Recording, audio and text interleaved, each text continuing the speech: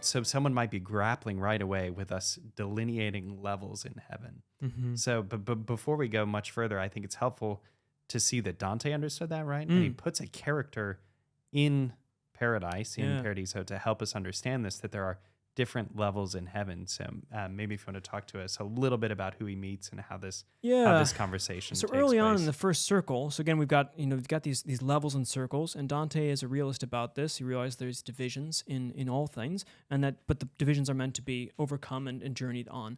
And so we have in the first circle we meet in the lowest level. These are the saints, but they're in the sense the lowest saints. You have a nun who is made to leave the cloister and marry against her will, but not like forced, you could say, but it was not her, turned out to be not her vocation. It's not like she left and chose to, but rather was asked, in the divine providence. And it's clear that this is divine providence that has her do these things, but that she's therefore in this lower level because she partakes of the active life in this way. And Dante asks her, well, are you disappointed that you can see further, but you're here, so you can see further into the other, and you're at the lowest level? Are you at all disappointed? And just a beautiful passage, I hope you'll read for a moment, where she smiles and gives one of the famous lines within that in his will is our peace, in that although I'm not the highest, I'm where I ought to be.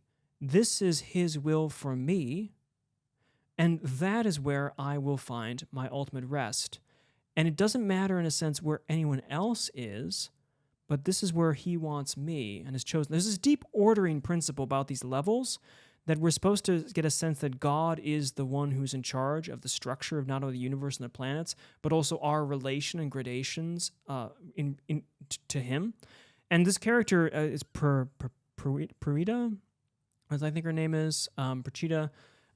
She's a Dorito. No. Picarda is Picarda. So it's like Picard. So Picarda, she's on this lowest level, but she's perfectly happy and can't understand why she understands why Dante is asking it, but it's a thing that he wouldn't ask if he understood what he was saying. And I think you're right. It's absolutely worth reading. So here are just a few. I'll jump around a little bit, but here are a few of the great lines. And by the way, for listeners that are wondering, we're using in this episode Anthony Esselin's translation of the Divine Modern Comedy. Library translation. Yeah, which exactly. is just really, really a fantastic rendition of the verse. So Dante writes, "For it is of the essence of this bliss to hold one's dwelling in the divine will, who makes our single wills the same in his, so that although we dwell from sill to sill throughout this kingdom, that is, as we please, as it delights the king in whose desire we find our own, in his will is our peace.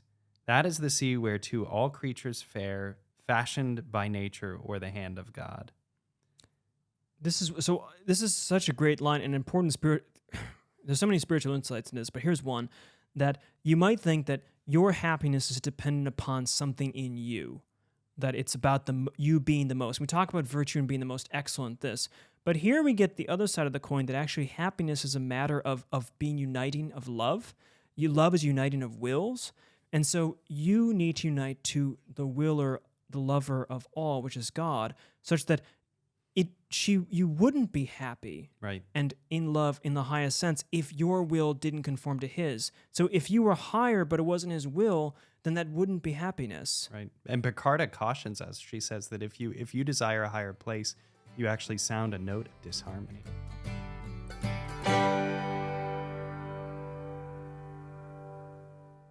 Father Bonaventure, if you had the choice between holding a toad and subscribing to a YouTube channel, what would you choose? Subscribe to a toad holding a YouTube channel. Oh my gosh. Please subscribe to a toad holding a YouTube channel, especially if it's ours. Cheers.